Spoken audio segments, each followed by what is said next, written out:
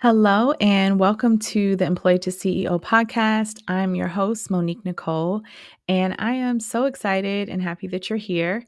Today, we're going to dive into a topic that I feel like is super important when you're thinking about starting a business. And it's really the first step. And it's all about, we're going to talk about how to decide what business to start, right? So that you can turn your gift into a multi figure business. All right, so we're going to dive right in. And I really want to approach this conversation with you today from a perspective of how you can use some filters to help filter your business to help you decide what business to start, or just if your idea is a good business to start. So, we're going to outline a few things, and then I'm going to take you step by step on how to do this because I do believe that, starting a business can be scary. It can be daunting. It can be very confusing. And you can feel uncertain about even where to start. And so, while all those things are true, there's also the contrary, meaning, there's a lot of excitement and opportunity around starting a new business so that you can unleash your creativity and you can truly make a meaningful impact given the gift that God has given you. And so I want to help you to figure out how to do that and how to really jumpstart that. So, we're going to start with some fundamentals, and I want to talk to that person who may be you, who is struggling to decide on what type of business to start. Because I know for me, I have been coaching for many, many years, and I specialize in coaching emerging entrepreneurs as well as interior design professionals who are looking to start an interior design business. And in coaching, I've noticed that there's so many people who have amazing gifts and talents. And when I tell you, like, I coach, a lot of people who have different skill sets, right? And who have different business ideas. And every single person that I have ever had the opportunity to coach and teach always has a different business. Like there's always something unique that they bring to the table that's so different from the next person. And so there's no business that's the same. And I think that's the beauty of entrepreneurship. It's about finding and discovering, right, what that gift is and what do you want to do? Who do you want to become? And really how you want to show up in the marketplace. And so I talked a lot about that, about discovering who you are and what you want in episode 1 of our podcast. So if you haven't listened to that, definitely check it out. But the next step is after you're clear on what you want to do and how you want to help other people. Now it's figuring out, okay, what does that look like? Like, right? What is the business that you want to start?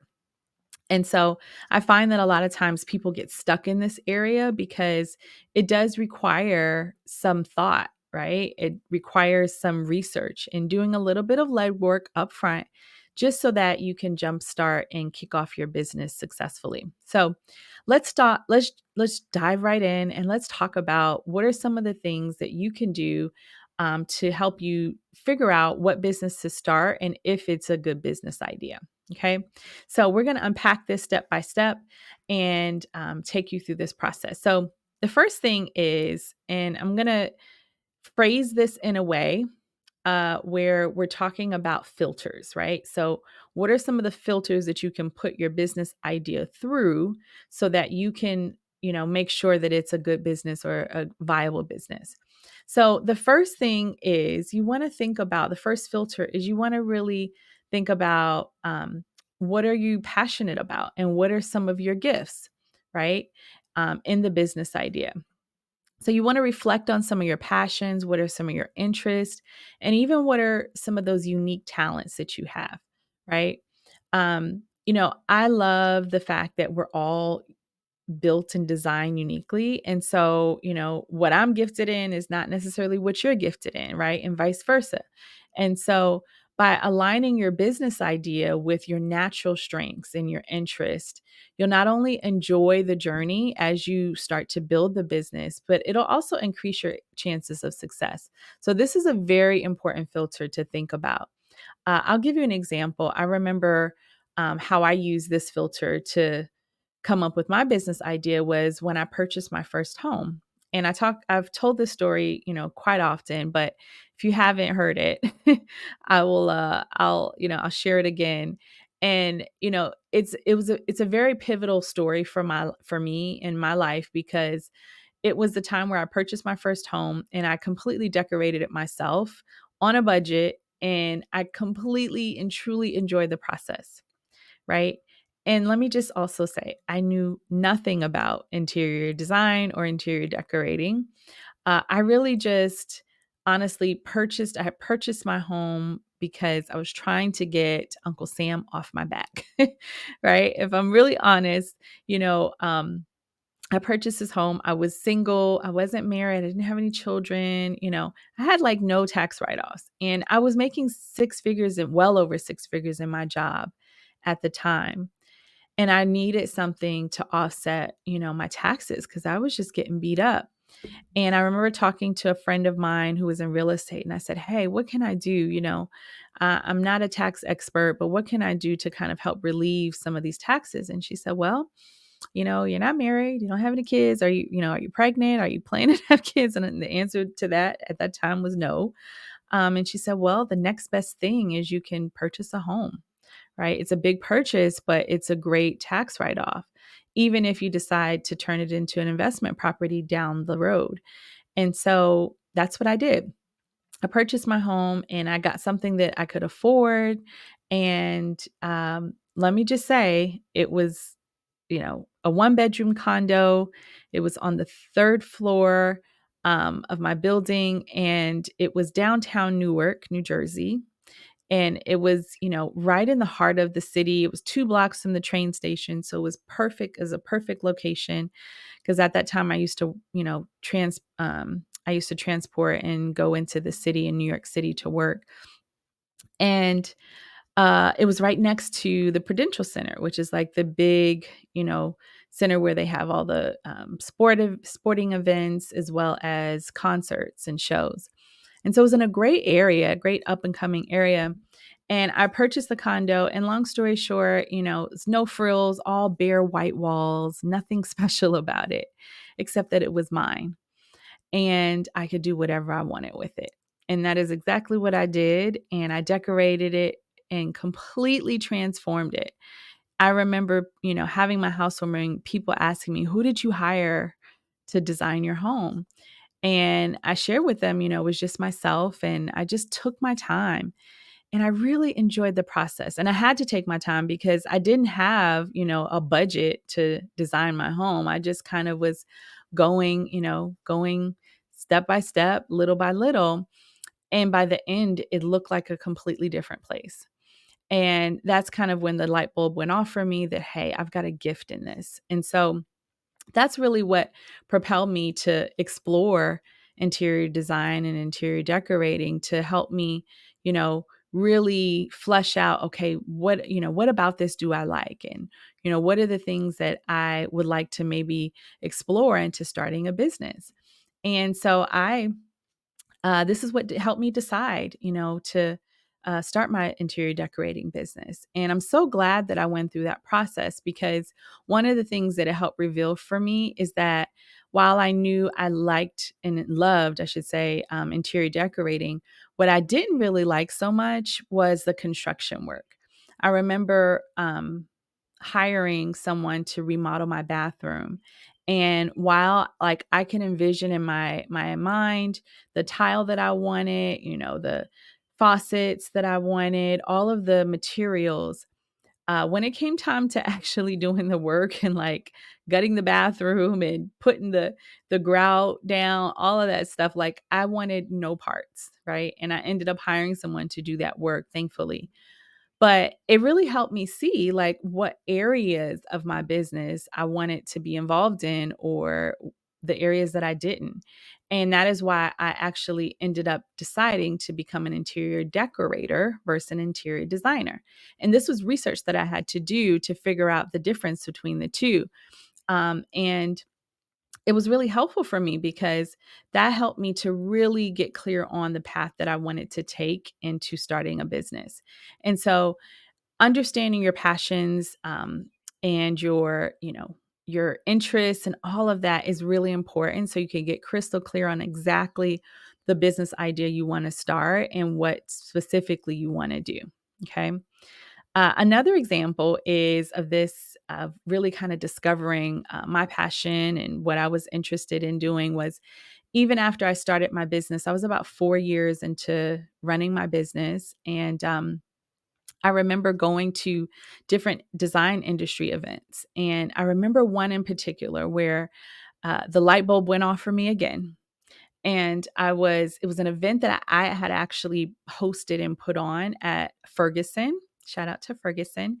And I had invited all these interior designers from the area, and it was a beautiful event. We had, hors d'oeuvres and guest speakers from different design industries. And I was just networking and mingling as usual as the host. And I remember talking to this woman that I met. She was another interior designer, and her asking me all these questions about like how I marketed my business and how I had so much success, because I was kind of an anomaly. I was like very young. I was an African American interior decorator, and I just kind of like stepped into the industry, particularly in the New Jersey market. And I had a lot of success right out the gate, which usually most entrepreneurs don't have, right? There's usually kind of like this scaling up. And it was like my first year, I had already replaced my six-figure income on my job with my business. And I was only working my business part-time because I didn't leave my job until like 3 years after I had started my business. So you know, I use, and I truly believe that it was because I was able to use a lot of the skill sets that I had learned and gathered from working my advertising job, and was able to apply those skills to my business, from a marketing standpoint. And so I knew how to identify my ideal client. I knew how to market to my ideal client. I knew how to go out and get clients. I understood the sales process. I understood you know presenting, because that's what I did on my job. My job was to develop these marketing campaigns and literally go in front of, you know, these huge pharma companies, and these are billion-dollar enterprises, and talk with the top execs at these companies and literally pitch our plan to bring their product, to the marketplace. So I like lived, breathed and ate that for breakfast every single day. And so I was really good at that. And I truly believe that that's what really helped me to propel my business. And so here we are, we're at this event, just bringing this back full circle. And you know, word on the street is, hey, there's this new girl in town and she's like killing the game. And okay, I want to find out what's happening. What is she doing? And so she proceeds to ask me all these questions. And, I'm an open book. And if there's a page I don't want you to read, like I have no problem with saying like that's none of your business, or I don't feel like sharing that. Um, but, I am pretty open. Like I love helping and sharing. So I was just kind of like just putting it all out there. I was, giving her all my secrets and all my strategies. And by the end of the conversation, I probably talked to this lady for about an hour and a half. And I realized afterwards that I had given her my entire marketing plan, like what I've done over the last, 3 years to create a profitable business. And it felt so good to help her. And do you know, she called me a week later and thanked me because we had exchanged contact information. And a week after that, because she asked me for my address on the first call, she sent me flowers, a bouquet of flowers. And she just said, thank you so much for being so open and transparent and being willing to share. And that's really when the light bulb went off that, man, there's a huge like need and gap in our industry, particularly the design industry, on how to market and, grow a successful business. And I really felt like, okay, this is something I need to tap into and I need to look into more. And after some research of finding out like what are people struggling with as designers and, starting their business, I ended up starting my first coaching program, which was the Employee to Designer program in 2016, I believe it was. And so that was what kind of propelled me. So, I say all of this and share all of this to say that it's important to really get clear on what your passions are and what your gifts are, so that you can get clear on like what are those areas or what are ways that you can provide a solution for people that you're gifted in, and how can you monetize that and turn it into a business. Okay, so think about, obviously, what are you passionate about? What are your gifts? What do you like doing? And is this something that maybe you can turn into a business? Okay, so that's the first filter that you want to put your business idea through. All right, the second filter that you want to think about is there a sizable market that wants what you have to offer? Okay, now this is all about determining if the idea that you have has a viable, market, or demand for what you're looking to offer. Okay. So in other words, is there a sizable market of people who want what you have, and are they willing to buy it? Okay. It's very important. And so to find this out, really just take some time to, study your target audience, to understand what their needs are, and really to figure out what their pain points are. Okay. And that's going to help you to assess your competition and your niche that maybe you want to focus on. Okay, so you want to look for gaps or opportunities, like the example I gave you when I, literally shared my whole marketing plan with this fellow designer.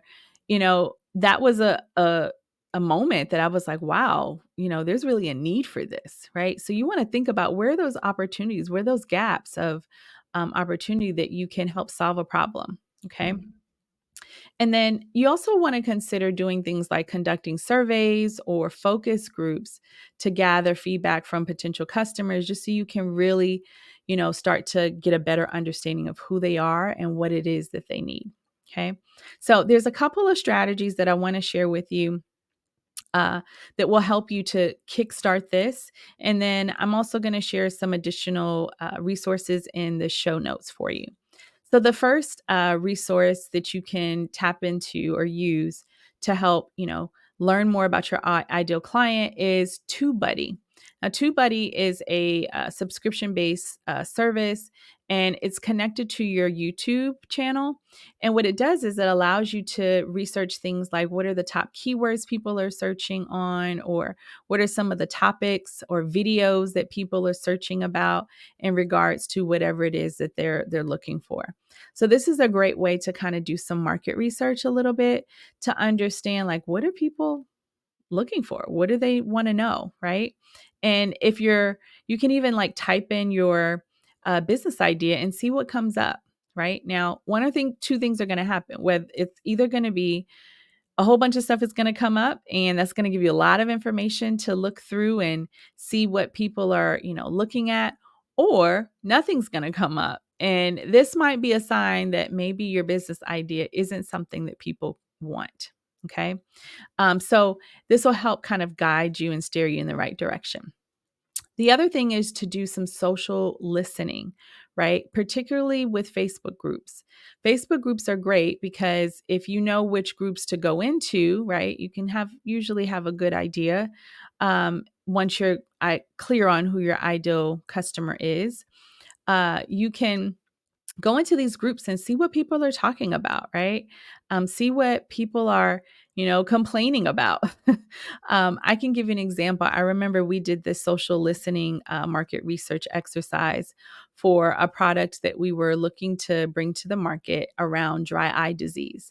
Now, dry eye disease is when your eyes itch really bad. And, a lot of times people will use over-the-counter products like Visine and things like that. But we did this research and we started to listen in on Facebook groups and all the different digital and social media platforms.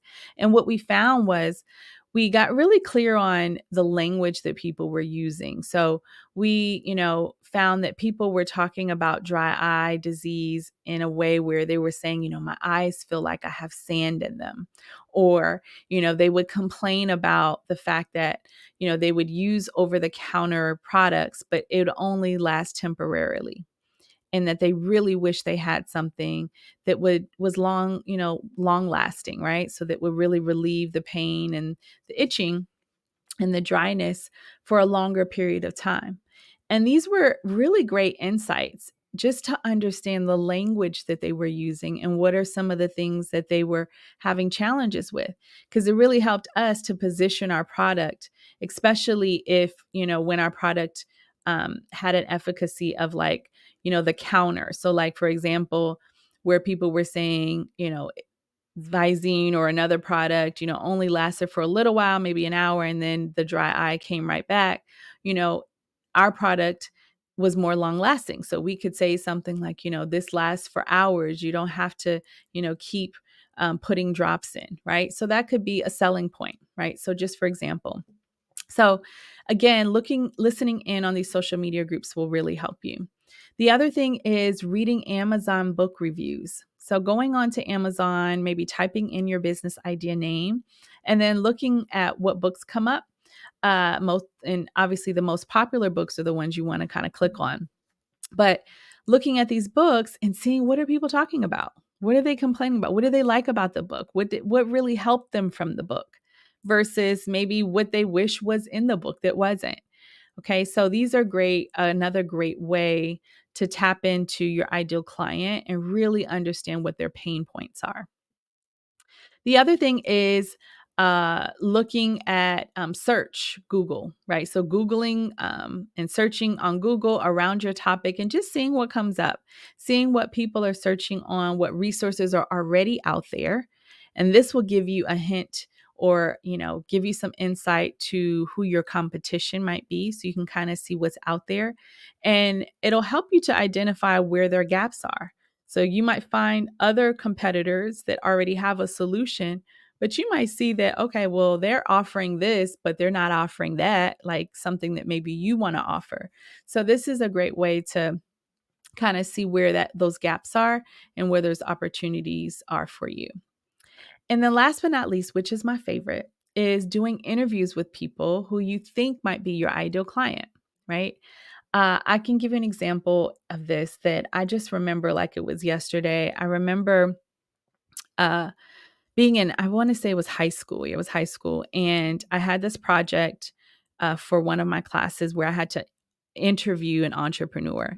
And I was, I knew the perfect person. And it was my friend's mom. She actually owned a hair salon in town. And she was very well known, um, very well respected for what she did and the work that she did. And I remember saying, okay, I'm going to interview her. And I spent the night at my girlfriend's house that night. And the next morning, she agreed to sit down with me for about an hour and allow me to ask her some questions. And so that's what I did. And I asked her all the questions that I wanted to know. And when I tell you, like, she gave me such great information and she didn't hold back, she was very transparent. She told me all the things that I really needed to know. And that, I truly believe if I didn't have a relationship with her and with her daughter, like, I probably wouldn't have gotten such an in depth interview that she gave me. And so I really appreciated that because it taught me so much. I learned so much just in that little hour.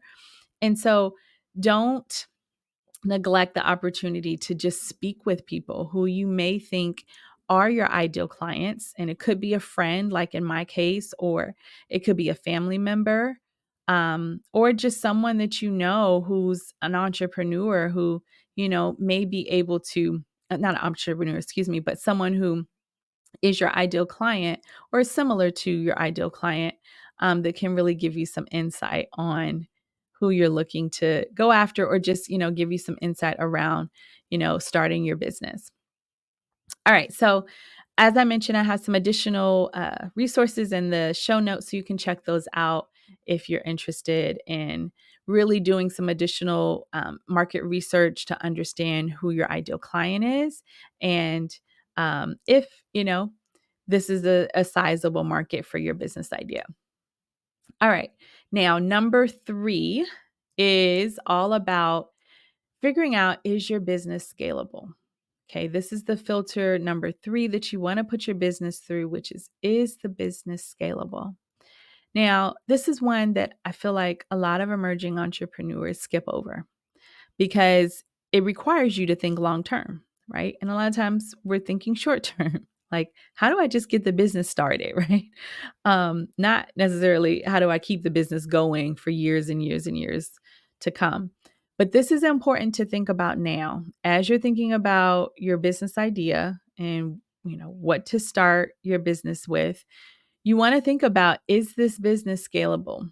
And really, scalability, just to clarify, it's really about being able to create a business model that uses a combination of things like automation, like delegation, diversification, so that you can grow your business long term, beyond its original size from when you started, without you having to do more. Okay. And I'll give you an example of this. I remember when I started my interior decorating business, I hired a personal assistant as a contractor, so not as an employee because I couldn't afford an employee, but I hired her as a contractor based on my projects that I had coming in, and she helped me with my design installs. My design installs usually would take anywhere between 6 to 8 hours. So it was a full day project. It was a lot of work.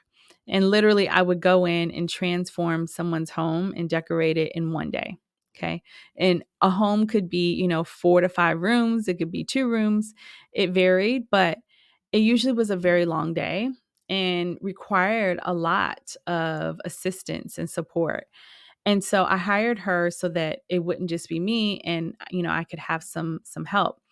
And then as my business grew, I was able to build my team, which is another skill set that you're going to need to be able to do, especially if you're looking to scale the business. And I hired a slew of contractors, from window treatment installers, from wallpaper installers, to flooring installers, to organizers, to plumbing, to, electricians, like you name it, anyone that I needed to have help with transforming someone's home and decorating it, they were there. And so that was a blessing because I was able to really form a really great team so that we could do great work. So that was, an opportunity for me to scale the business. And what that did was that allowed me to delegate, right? Learn how to be a leader, how to delegate tasks and create things like SOPs, which stand for standing operating procedures. So I would just, in a Google Doc, I would write, step by step, this is how you do this task. And, when I had the opportunity, I would delegate it to someone.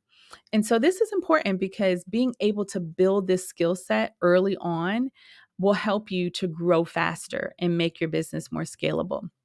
Okay, so it's all about duplicating yourself, right? I remember we used to use this phrase in sales when I worked in direct sales, and we would say, you have to learn how to uh, rip off and duplicate. So rip off meaning rip yourself away and be able to duplicate yourself, because if not, you'll be stuck being and working in your business for the rest of your life. And I don't know about you, but even as an entrepreneur, I want to be able to retire one day, right? I don't want to have to work my business for the rest of my life. And so being and thinking about, is your business idea scalable very early on, is super important. Okay. And I will say, understanding how you can go from just working the business and working in the business, to really being that person that is able to oversee the business, meaning you're the one who's thinking about the big ideas, how we can take the business to the next level. You're not the one scheduling appointments and sending emails, right? So that's what I mean by scaling. And I'll tell you, one of the ways that I know for me in my coaching business that I really thought about this early on, and I'll tell you, it was a game changer is, when I first started coaching and I started the Employee to Designer program in 2016, I was doing one-on-one coaching, meaning, you know, I get a new coaching client and literally we'd work together for 12 weeks and we were meeting once a week for usually, 2 hours, sometimes longer. And I was coaching them on how to start a business in interior design. Right? Now, let me tell you, I loved the experience. I loved doing it, but it was very draining. Like by the time I was finished talking, like I had no voice, I was tired. Like it was very, very draining. And I realized early on that I needed to make sure that not right away, but eventually I could scale my business so that I could remove myself a little bit and be able to help more people without me having to do more work, right? Because that's the definition of scaling.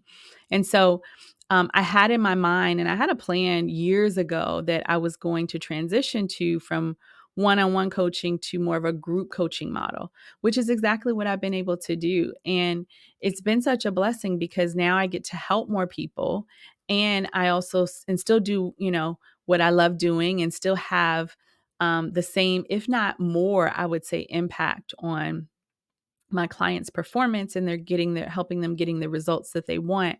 But it really has helped me to be able to step back and enjoy life a little bit more. I've had some family uh, situations come up. I've had some health issues over the last couple years personally, and I literally was able to walk away from my business for almost 2 years now, and my business still run on its own. And that is because I had this foresight to think about and build my business so that I could quickly scale it if I ever needed to. And so this is why this is important to think about it now, because you never know when you may need to pivot or shift, make a shift in your business, and your business needs to be set up in a way that it can handle it. So deciding if your business is scalable is super important, and one that you want to work on and think about as you are thinking about this business idea. All right. Now, filter number 4, last but not least, is all about thinking through or putting your business idea through this filter of, does the business idea inspire you? Does it align with your core values and your beliefs? Or does it answer a problem to something that truly bothers you at your core? Okay. So I know this is a lot to unpack. So we're gonna unpack this. So this is all about, thinking about does this business idea really feed your soul? Does it get you excited, right? Or are you thinking about this as like this is going to be a paycheck, right? Because no business that you build or you start that's all about money lasts. Okay. So it's important to think about, does this business idea align with your core values, or is it something that really bothers you? And I'll tell you, for me, I remember thinking through this, and um I was working in advertising. I was working my job, and it got to a point where while I loved what I did, I loved my job and I was making great money, I could not complain in that area.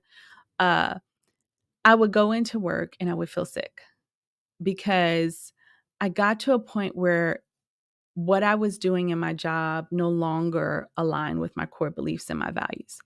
And what I mean by that is, in my job, what I did was, as I've shared before, my job was to help bring new products to the marketplace, particularly pharmaceutical products.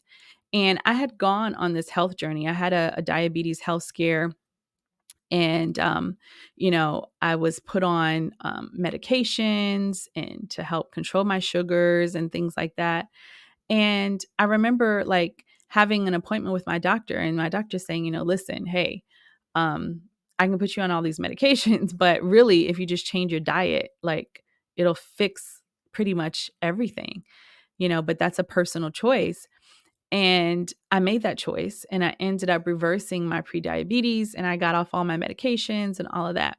And so I had a life changing experience. And I truly believe, that kind of influenced the way that I looked at my job, because I was like, man, a lot of these drugs that I was, you know, being asked and, to help market and bring to the marketplace, they're not good for you. And my job was to help kind of spin the, perception of the drug so that it was attractive to consumers and doctors to market it.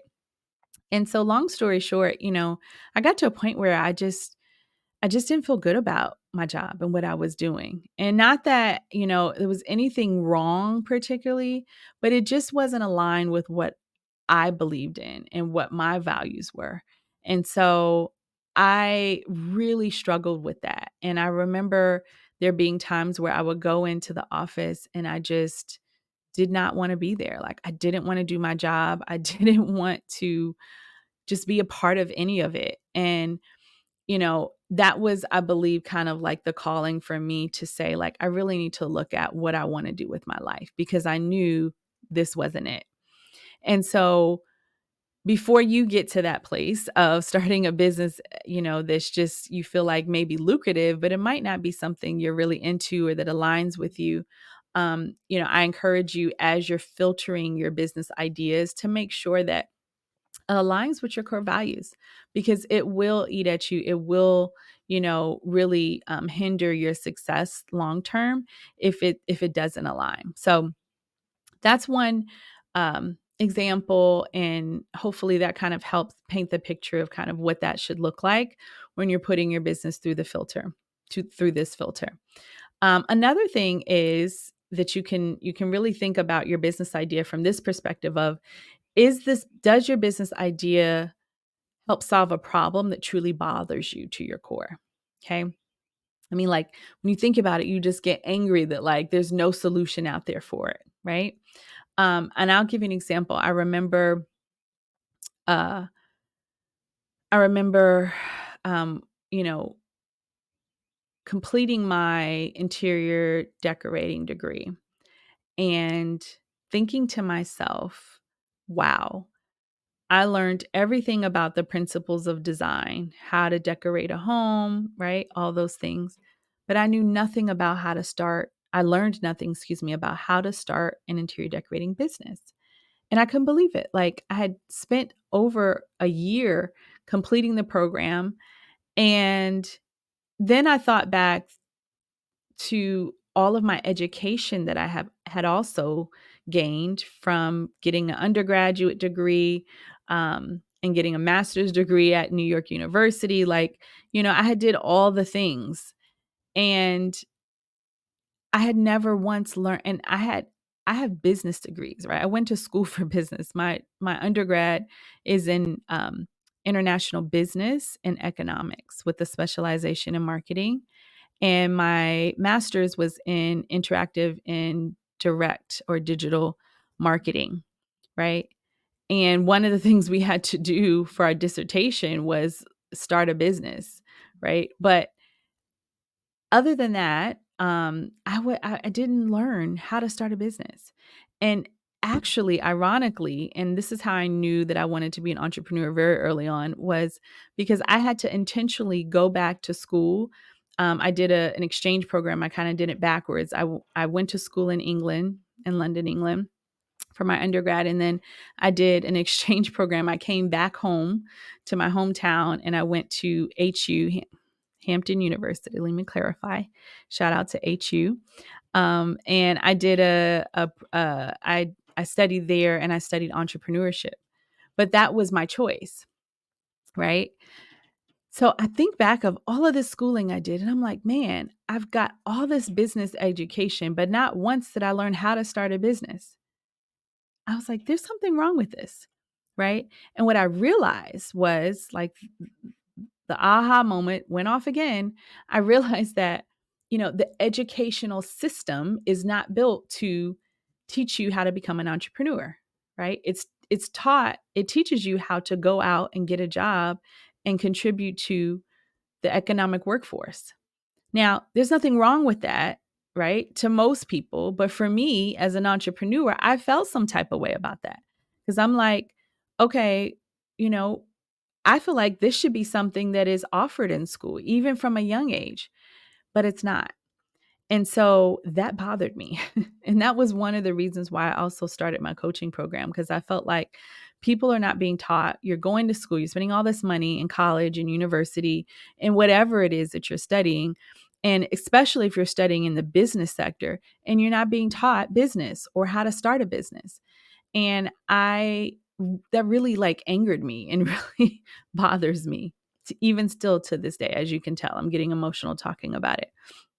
And so that was kind of one of the main reasons why I started my coaching business. So I encourage you to put your business idea through this filter of, is this something that bothers me? Is there a real need for it? Because that will help you really figure out if it's a viable business idea and something that you're truly passionate about exploring and starting. So these are the 4 filters. I hope that you have gathered, a lot of information from this podcast today, and this is going to help you just clarify your business idea and make sure that it's something that is, viable, that is something that people want, and it's something that you're passionate about doing. And I think if you put your business idea through these filters, you'll win and you'll be in a good place to really go about launching that business idea and getting started. So, if you have any questions or if you have, you know, um, some comments or you want to share some feedback, feel free to leave a comment here on this podcast episode. You can get all the additional information and resources in the show notes. And also, don't forget to visit my website at moniquenicole.co, where you can get all the information on all of the past episodes. We just launched the podcast, so this is episode number 2, but you can also watch episode number 1, and you can also get some information about the free download that I offer on my website, which is all about going from employee to CEO and transitioning from your 9 to 5 if you choose to do that in a smart, responsible, and healthy way. So, thank you for joining me today, and I hope you're blessed and good luck with starting your business idea. Take care.